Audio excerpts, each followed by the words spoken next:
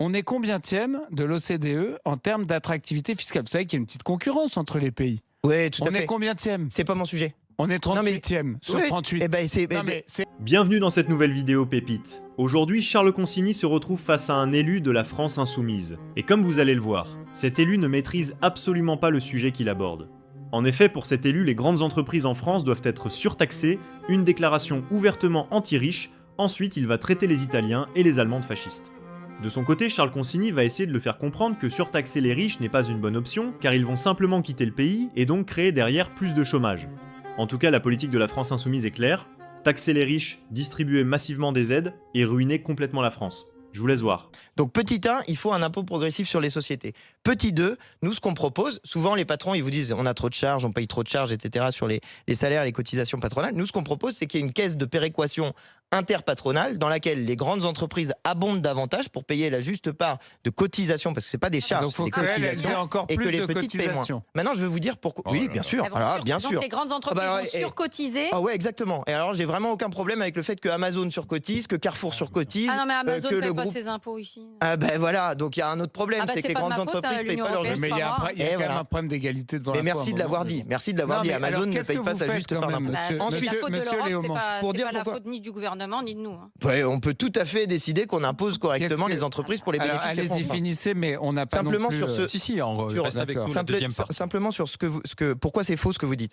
La taxe Zuckman, c'est un impôt minimal, mais ça change rien par rapport aux règles de l'impôt sur le revenu. C'est-à-dire, nous, par ailleurs, on propose une tranche marginale d'impôt sur le revenu pour les revenus 90%. non, 70. Sur les revenus supérieurs à 400 000 euros. Ça vous paraît pas délirant? Mais non, mais non, monsieur, enfin, vous quand on prenez gagne 70% de ce que quelqu'un gagne. Non, on prend pas 70%. C'est normal. Alors ça, c'est encore le truc qu'on essaye de nous faire dire. C'est pas ça.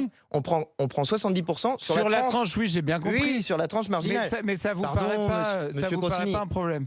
Combien il y a de gens qui gagnent plus de 400 000 euros dans notre pays? On est combientième, à votre avis, de l'OCDE en termes d'attractivité fiscale? On est devenu beaucoup plus attractif qu'avant. Non, mais en termes Et en termes d'attractivité de sécurité sociale, on est combientième. Il y a 38 Et en termes d'attractivité de sécécurité sociale, il y a 38 où elle a bon dos, la Sécu. L'attractivité de la sécurité. En termes d'attractivité de l'école gratuite. S'il vous plaît. Mondialement. S'il vous plaît. On est combientième de l'OCDE en termes d'attractivité fiscale? Vous savez qu'il y a une petite concurrence entre les pays. Oui, tout à fait. On est combientième? C'est pas mon sujet. On est 38e sur 38.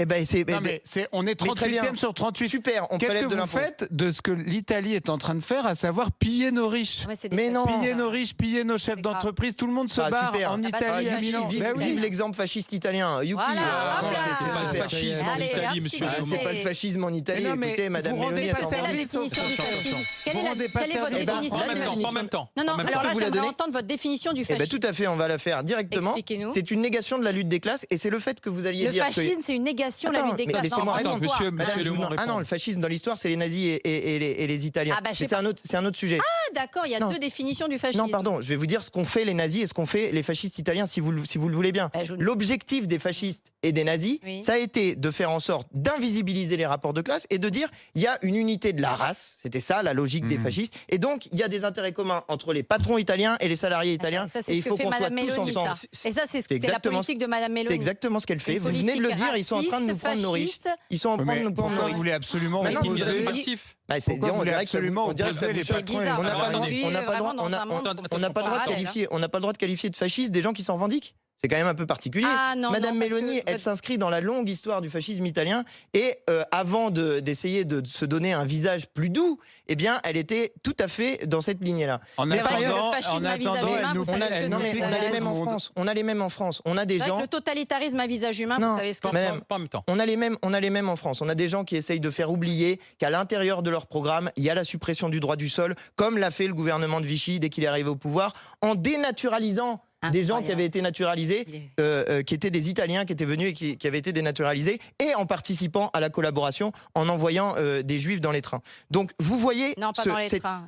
Dans les trains, dans les camps de la mort. Oui, dans les camps de la mort. Oui, mais je pense que tout le monde a compris ce que je voulais dire en parlant des trains. Parce que c'est ce qu'a fait le régime de Vichy. Il y a un parti dans notre pays qui a été fondé par des Waffen-SS et par des anciens collabos. Et aujourd'hui, ce parti s'est racheté une jolie tête, bien ça reste des gentille avec fascistes. Madame Le Pen et avec Monsieur Bardella. Mais à l'intérieur de leur programme, il y a toujours Et la aujourd'hui, suppression quel du est droit le du sol. parti en France que les Juifs craignent le plus?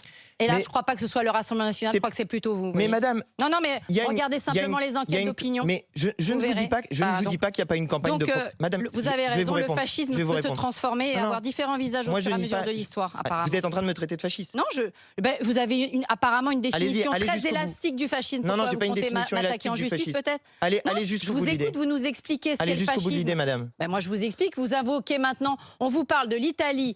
Ouais. Charles Consigny vous pose une question sur Ouais. l'économie italienne. Ouais. Vous nous parlez des fascistes. Donc, on vous demande une Je explication du qualifie fascisme. Madame Mélanie politiquement. On arrive maintenant à le Rassemblement national. Ouais. Sont les héritiers de ceux qui ont mis les Juifs dans les trains. Donc, je vous écoute dans votre démonstration Tout à fait. qui fait des sauts dans l'histoire extraordinaires. Et je vous pose juste une question. Aujourd'hui, en France, en 2025, les Juifs de France ont peur de quel parti, d'après les dernières enquêtes d'opinion, de la LFI et pas du Rassemblement Donc vous national? m'accusez, Non, je vous demande, je vous dis juste Ah, pardon, de quel vous faites parti une les supposition. Juifs ont-ils peur aujourd'hui, Pardon, vous puisque faites vous une nous parlez supposition. de partis qui ont mis des Juifs dans les trains Ouais. il y a 80 ans. Bah, aujourd'hui, les Juifs vivant voyez- en France en vous voyez, 2025, madame, c'est de vous dont vous ils voyez, ont peur madame, et pas du RN. vous essayez de continuer une campagne de propagande qui existe contre la France insoumise. Nous, notre enjeu fondamental, c'est l'unité du peuple français, indépendamment des questions de religion, indépendamment des questions indépendamment des questions d'origine. Non, je viens de vous dire précisément cette chose-là. Dites-nous en commentaire ce que vous avez pensé de cet échange. En tout cas, pour ma part, j'ai trouvé les propos du député complètement lunaires. À très bientôt.